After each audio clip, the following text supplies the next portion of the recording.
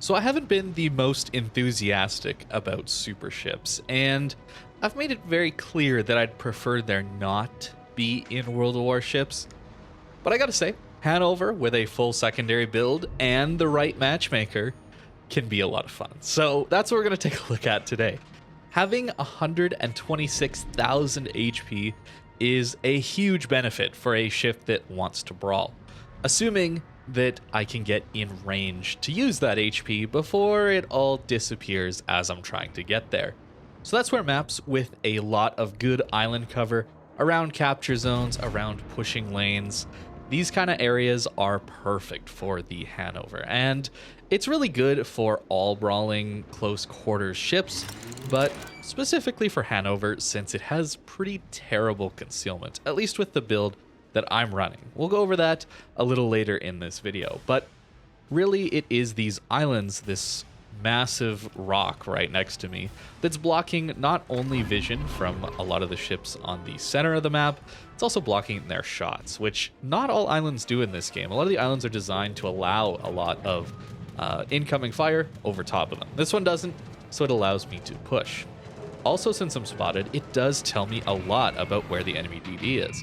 The Daring was spotted already, so I did know where he was beforehand, but even if he hadn't been spotted and show up on the minimap like he is, I would have known there is at least a DD around here, since the only way I would be spotted is if there's a destroyer out wide. Of course, Hydro is hugely beneficial for the German brawling battleships.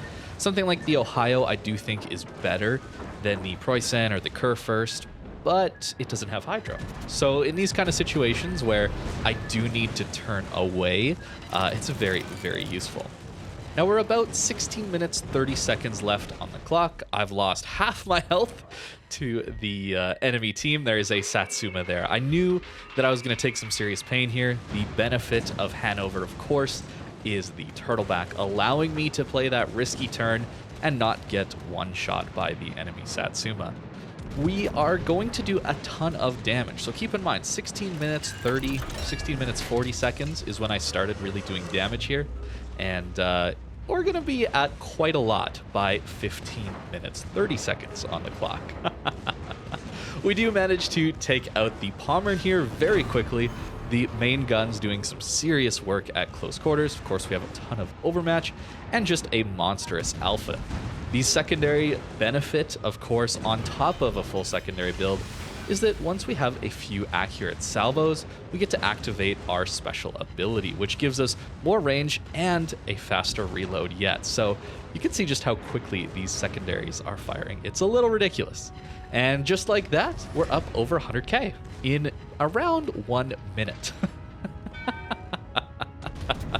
That's some pretty crazy damage output. Of course, we did that well before the 5-minute mark as well. So Hanover's full secondary build, getting into a brawl early on, can lead to great things. Of course, no carriers and no subs in this one, especially no super carriers. I don't know if you guys have seen some videos on those yet, but my goodness, they are insane. So this kind of game isn't going to happen all the time, but it certainly is fun when it does.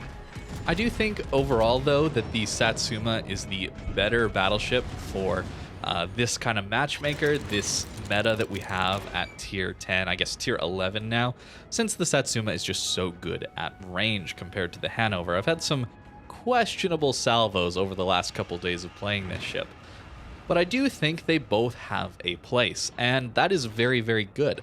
I actually didn't really think that going into buying both of these super battleships. I thought, based on my limited playtime while they were in testing, that Satsuma would just run away with it when they got into random battles, and Hanover would be a decent option for those smaller, maybe ranked battles, that kind of thing. But I'm pleasantly surprised. Hanover has worked most of the time. It's been pretty good to amazing, like in this game. Of course, the ship is very clumsy and does not turn very well, so Being able to dodge these torpedoes was not guaranteed, but I did manage it. It takes a little bit to get used to how gigantic this ship is, even compared to something like the Preußen or the Kurfürst, which also were massive. The turning radius is incredibly massive and doesn't really accelerate or slow down particularly well either. So dodging torps, not a guarantee, but of course it does help. This Zhao is helping spot a lot of them with his Hydro. Our own Hydro I will pop just to make sure I don't get caught out. Don't want to forget to use that. The guns, of course, being 480 millimeters, giving us 32 millimeters of overmatch. It's pretty nice into angled battleships at range these days, allowing for decent overmatch and pretty good salvos even when people are angled. Honestly though, the dispersion really is nothing to write home about. I have yet to try a full dispersion build. I am going for mainly the secondary, since this gimmick, this ability that the Hannover has to increase the range and reload to 14 kilometers, it's pretty nice. And it does make a secondary build reasonably useful with that potential of 14 kilometers of range, at least given the more passive nature. I do think that 12.5 kilometers is barely enough to maybe not quite enough for something like the Preußen to make use of. The Schlieffen can make use of things just because of its concealment. That's a bit of a different case, but something this massive that gets spotted from so far away, it's nice to have that extra little bit of range, and I do want to make use of that gimmick. If I'm going for a dispersion or accuracy-focused super battleship, I'm just going to play the Satsuma. So if you only have the credits to get one of these super battleships, that's really what you're going to have to ask yourself. Do you want to play the secondary Brawly battleship, or do you want something that's going to be good across a wide variety of maps, matchmakers, because of that extra long-range ability? I'll be putting up some videos on the Satsuma soon, but I really wanted to start with the Hannover since this game was so ridiculous. 1 minute, around 100k damage output. That's just insane. So a really ridiculous match, and it does help that I had this much HP. Like I mentioned at the beginning, 126,000 HP was really necessary here, since it allowed me to take those gigantic damaging salvos as I turned broadside in the beginning parts of this game, and it makes my heals that much stronger. You'll notice every time I heal, I'm healing for 23,000 HP, which is a lot, and it of course is percentage based. So getting those extra heals, getting longer duration heals, can mean a lot for the Hannover.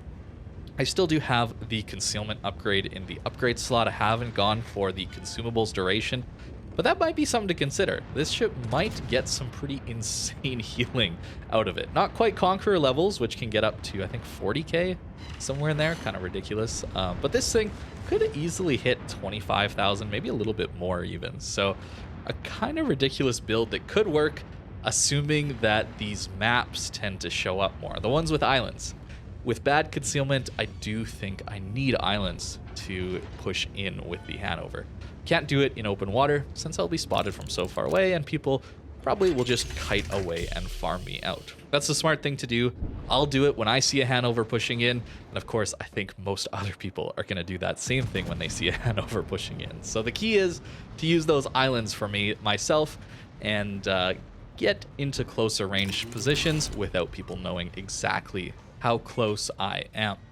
As for the other super ships, I just don't have the credits to buy them, actually. I have the Hannover and Satsuma fully kitted out, but I did sell off a ton of my unused tech tree ships that were in the lower mid tiers, and of course I cleared out most of my inventory of different upgrades and that kind of thing. I'm not going to sell camos and flags, that kind of thing. I do want to make use of their bonuses over time, since camos and flags are pretty difficult to get these days, since Wargaming, well, removed them from achievements and flag rewards out of getting Krakens, high calibers, that kind of thing.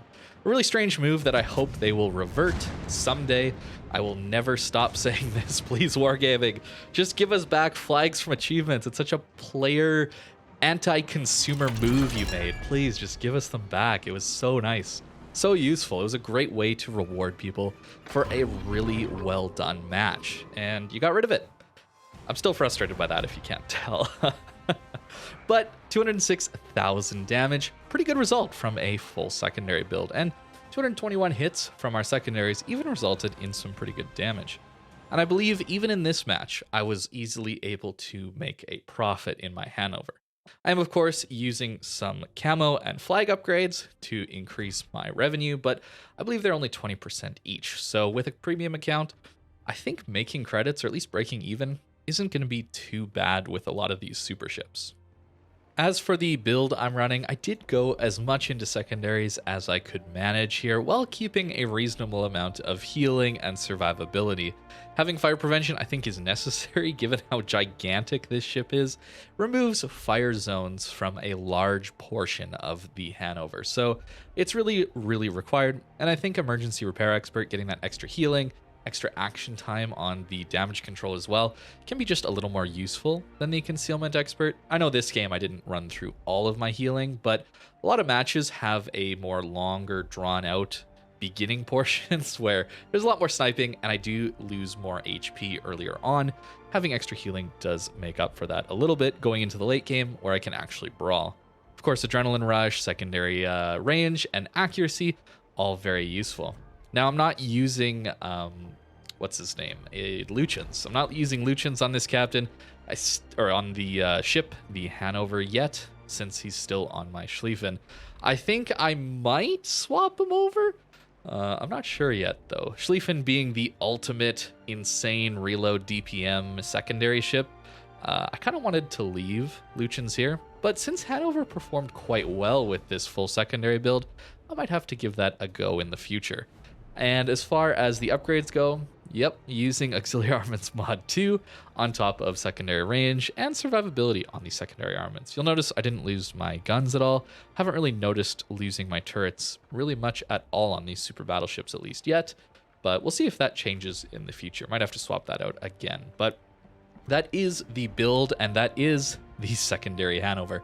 Pretty good experience, a lot of fun, but not every match is the matchmaker going to allow for games like this. So keep that in mind, but there is potential for a really fun secondary brawly super ship, and if you like that idea, Hannover is probably a good one to go for. Thank you very much for watching, and I hope you have a great rest of your day.